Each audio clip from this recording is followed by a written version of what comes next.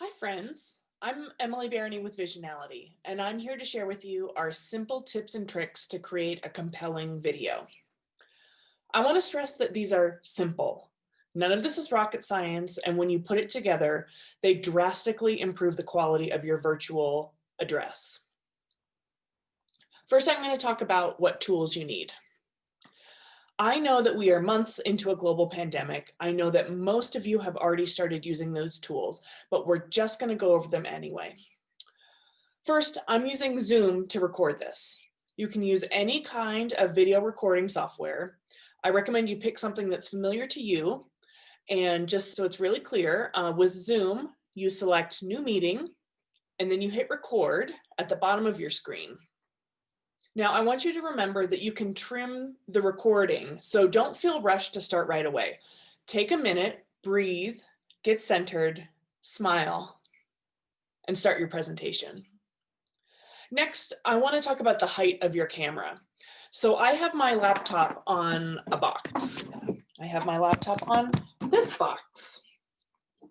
Now, I want you to look and see how different I look when my computer's not on the box.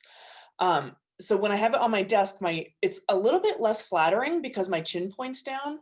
So what I recommend is that you use something and you elevate your camera so that you're looking right at it. Next, I want you to play around a little bit to see how you look best in the screen. Do you look better when you're closer up or farther away? It's really different for each person, so play around and choose what feels best for you. I also use a Zoom feature called Touch Up My Appearance. You can find it by clicking on the caret next to the camera, select Video Settings, and you'll find this impact bar next to Touch Up My Appearance.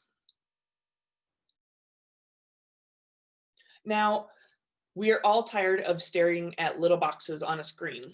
I want to think of your camera like a real person. It's harder to communicate energy through a screen, so really focus on that little black dot. Don't be afraid to speak with your hands. You know I like to do that. And present with passion. It's far more engaging for your audience.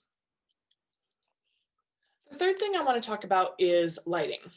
Your light source should be behind your camera, so you want it to be looking into it. Warm, natural light is best, so if you can sit in front of a bright window, that would be great. I personally use a ring light that I got online for about $40.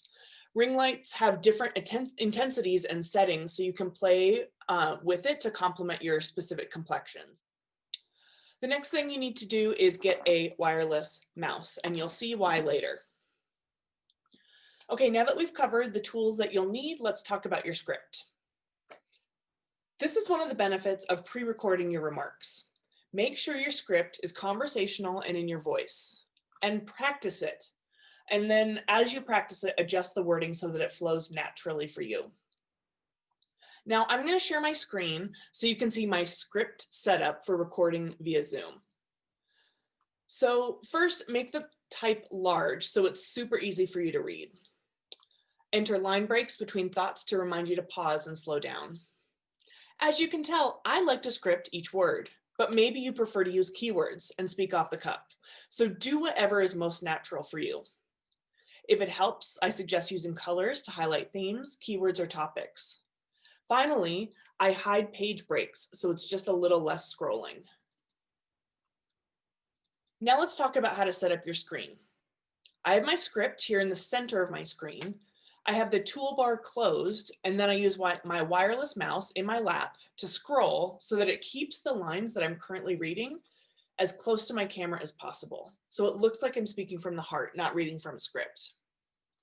If you have two screens, only use one of them. You'll be tempted to look at your other screen and not towards the camera. I personally am easily distracted, so I hide everything besides my script. Also, I like to see just the corner of my recording peeking out from my script. Seeing all of me is distracting, and seeing none of me makes me worried that the recording stopped. Again, play with this and do whatever's comfortable for you. Next, we're going to talk about backgrounds.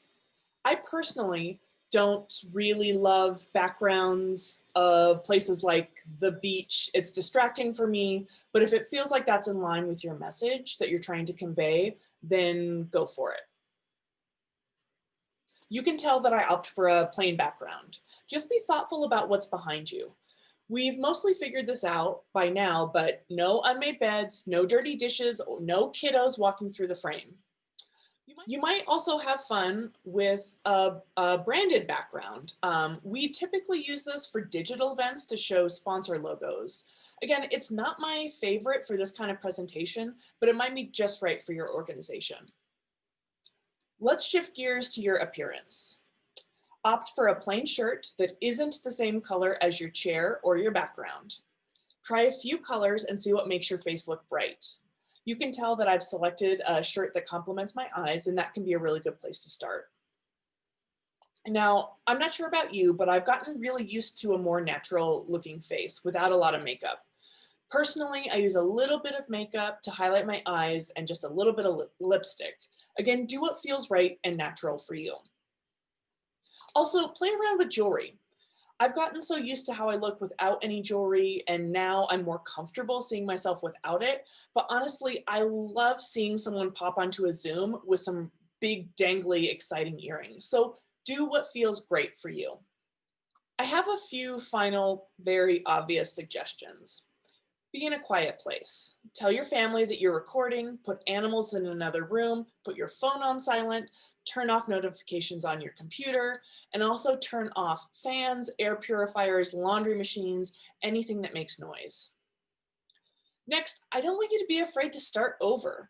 If you like the first half of one recording and the second half of another, it is so easy to splice them together with a quick dissolve, and nobody's going to notice. When you're recording, make sure you leave some empty time at the front and at the end of your recording for editing purposes and titles. It's something that is easy to cut out and impossible to add if it's not there. Now, a lot of what I've suggested today was playing around to see what works best for you. It feels super silly, but I have absolutely sat in a Zoom meeting with myself, trying different backgrounds, different shirts, different hair. It's time well spent because once you know where you look your best, it's easy to recreate. Okay, that's it for me. I'm super proud of you for taking the big step to record remarks. A lot of how we run our organizations has become uncomfortable. It's new and it's frustrating, and you're doing it, and that is awesome. So don't forget, look straight into your camera, breathe, and smile. You've got this.